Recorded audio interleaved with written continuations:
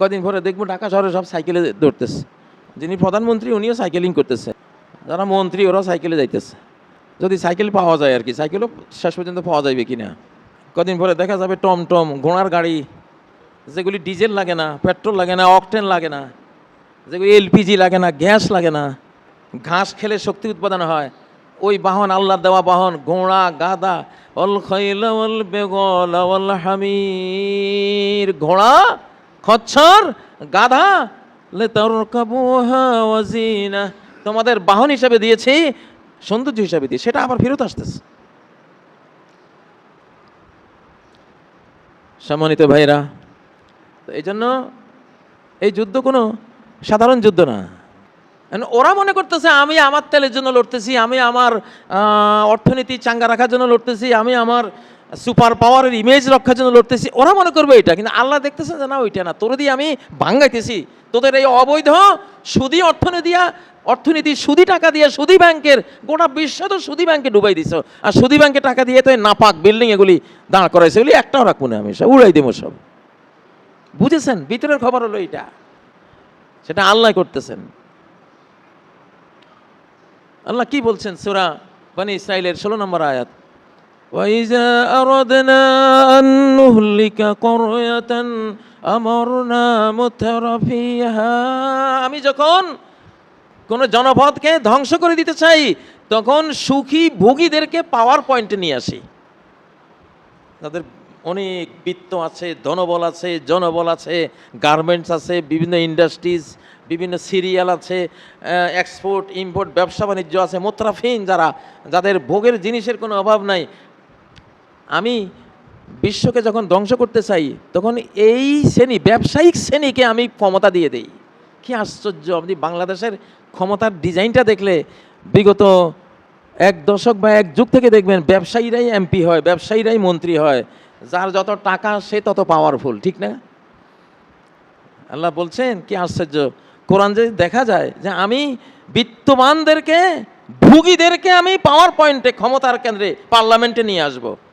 তো ওরা একে তো আগে থেকে ভুগি, একে তো উলাল্লা বুড়ি, আরও পাইছে ঢোলের বাড়ি, একে তো এমনি তার ভোগ, অবৈধ ভোগের কোনো শেষ নাই, আরও পাইছে এখন পুলিশি পাওয়ার, সেনাবাহিনীর পাওয়ার, বন্দুকও তার কাঁধে, আর যায় কই।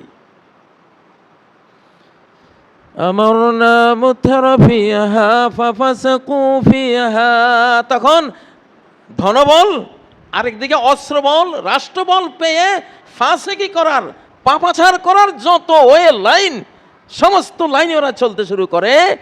আর তখন আমার রেড লাইন যখন ক্রস হয়ে যায়, আমি দেখি ফাদাম্মারনাহা তাদমিরা, একেবারে ম্যাসাকার করে দেই।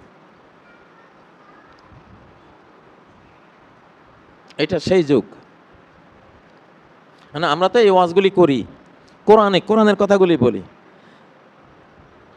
অল্প শ্রেণী মানুষ বিশ্বাস করে যে না এরকমই হবে, হইতেছে, হবে।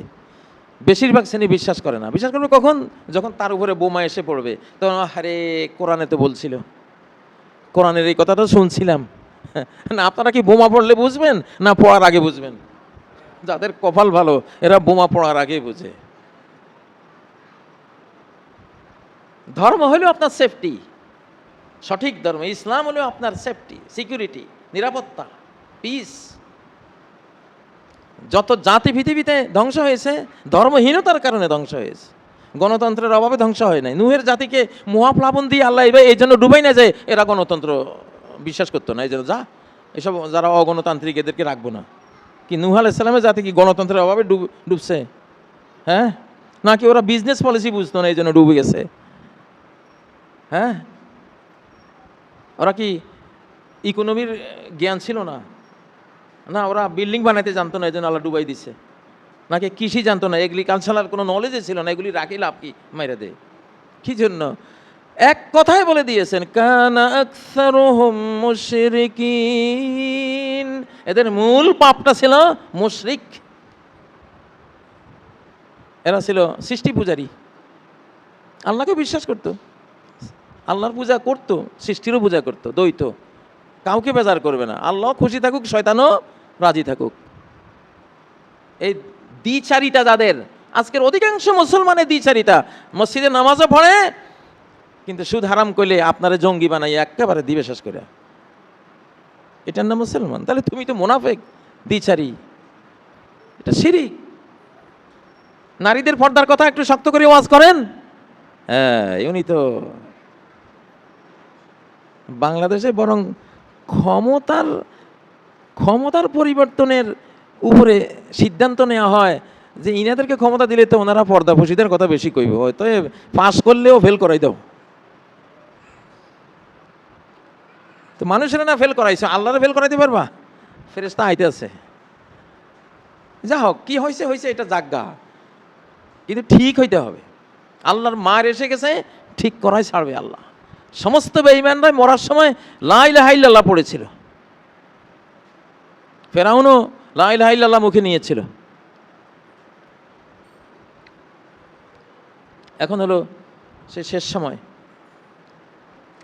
তো আমি বহুবার বলেছি, এই সময় আল্লাহ বিজয়ী হবেন।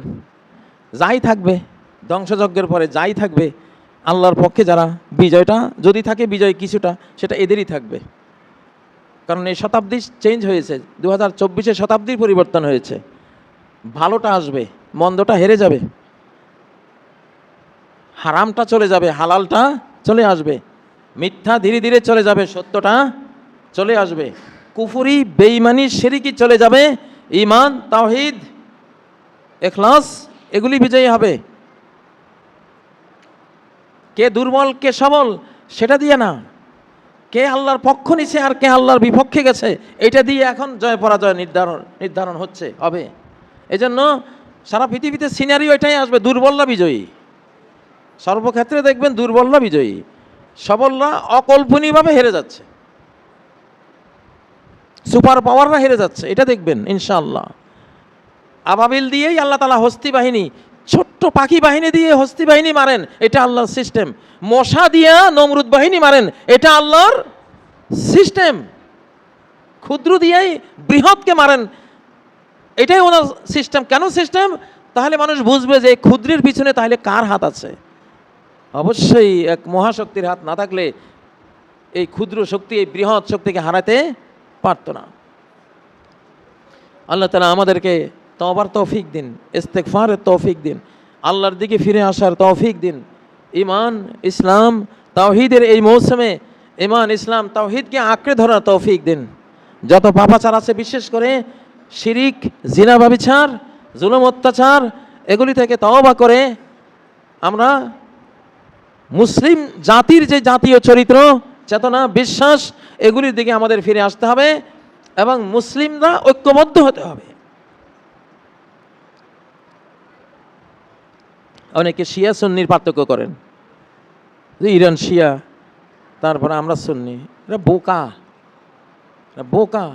যখন মুসলিম অমুসলিম যুদ্ধ লাগবে, কখনো আপনি মুসলিমের বিরুদ্ধে যাবেন না। সে মুসলিম যত খারাপ হোক, যত খারাপ হোক, সে মুসলিম, যতই আপনার দৃষ্টিতে তার আকীদা খারাপ হোক, কিন্তু সে মুসলিম, সে মুসলিম উম্মার অংশ। আপনি কিছুতেই মুসলিম অমুসলিম কনফ্লিক্টের সময় অমুসলিমের পক্ষ নিতে পারেন না। হযরত আলী আর মুয়াবিয়ার যুদ্ধের সময় রোমের বাদশা বলেছিল যে, হে মুয়াবিয়া, আলী তোমার বিরুদ্ধে যুদ্ধ ডিক্লার দিয়েছে, তুমি শুধু আমাকে পারমিশন দাও, আমি আলীর কল্লা কেটে তোমার কাছে উপহার পাঠাবো। এমন এক বিশাল সৈন্যবাহিনী আমি প্রেরণ করব, যে বাহিনী আলীর কল্লা কেটে তোমার কাছে পাঠাবে, তুমি শুধু পারমিশন দাও। হযরত মুয়াবিয়া উত্তর দিয়েছিলেন, ও রোমের কুত্তা। রোমের বাদশাকে চিঠির ভাষায় মুয়াবিয়া রাদিয়াল্লাহু তাআলা লিখেছেন, ও রোমের কুত্তা, মা দুখুলুকা বাইনা আখাওয়াইন, আমরা দুই ভাই ঝগড়ায় লিপ্ত হয়েছি, আমরা একবার ঝগড়া করব, একবার ভালোবাসবো, আমরা দুই ভাইয়ে করব। দুই ভাই আমরা ঝগড়ায় মেতেছি, বিবাদে লিপ্ত হয়েছি, দুই ভাইয়ের মাঝখানে তোরে ঢোকার সাহসকে দিল? রোমের কুত্তা, তুই যদি আরেকবার এমন কোনো কাজ করিস, তাহলে আমি মুয়াবিয়া একটা সৈন্য পাঠাবো সিরিয়া থেকে তোর রাজধানী পর্যন্ত লম্বা, আমার বাহিনী তোর কল্লা কেটে আমার ভাই আলীকে উপহার দেবে। এইটারে বলে মুসলিম, এটা হলো মুসলিম চেতনা। কোনোদিনও মুসলিম অমুসলিম যুদ্ধে আমি মুসলিমের বিরুদ্ধে যেতে পারি না, একদম ক্লিয়ার কথা। আমার মুসলিম ভাইয়ের যত দোষী থাকুক, সে তো আল্লাহর নামটা নিছে, আমি তো জানি সে কালেমা পড়া, আমি তো জানি সে আল্লাহর পক্ষ নিয়ে কথা বলে, ভিতরে কি আছে সেটা পরকালে বিচার হবে, ভিতরটা দেখার দায়িত্ব আমার না, আমি বাহ্যিকটার উপরে কথা বলতে হবে। এজন্য ক্লিয়ার কাট কথা, আমরা যারা মুসলিম, মুসলিমদের পক্ষেই থাকা, আল্লাহর পক্ষে থাকা।